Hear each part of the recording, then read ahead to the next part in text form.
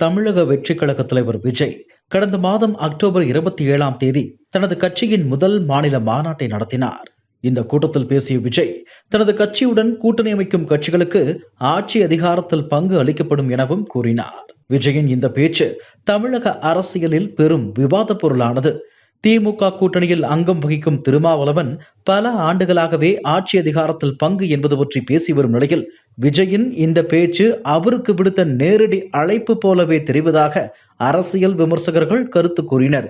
எனினும் திருமாவளவன் விஜயை விமர்சித்து கடுமையாக அறிக்கை விட்டதோடு திமுக கூட்டணியில் இருந்து விலகப் போவது இல்லை என ஆணித்தரமாக கூறினார்.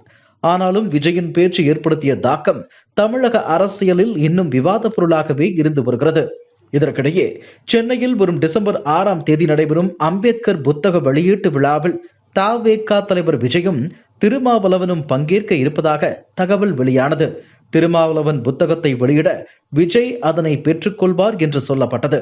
வரும் 2026 சட்டமன்ற தேர்தல்தான் தங்களின் இலக்கு என்றும் பாஜக மற்றும் திமுக கட்சிகளை நேரடியாக விமர்சித்த விஜய் பிற கட்சிகளை விமர்சிக்கவில்லை.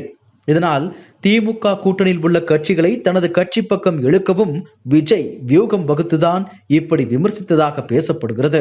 திமுகவை தனது அரசியல் எதிரியாக பிரகடனப்படுத்தியிருக்கும் விஜயுடன் ஒரே மேடையில் திருமாவும் பகிர்ந்து கொள்ளவிருப்பதை திமுக தலைமை அவ்வளவாக ரசிக்கவில்லை என்று கூறப்பட்டது.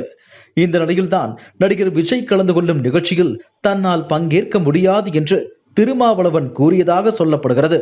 தற்போதைய அரசியல் சூழலில் விஜயுடன் ஒரே மேடையை பகிர்ந்தால் அது தேவையில்லாத அரசியல் யூகங்களுக்கும் விவாதங்களுக்கும் வித்திடும் என கருதிய திருமாவளவன் இந்த முடிவை எடுத்திருப்பதாக சொல்லப்படுகிறது.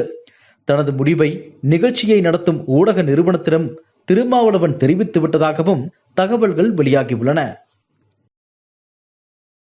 இதுபோன்ற செய்திகளை மேலும் தெரிந்து கொள்ள எங்களது யூடியூப், ஃபேஸ்புக் மற்றும் ட்விட்டர் ஆப்களை சப்ஸ்கிரைப் செய்யவும்.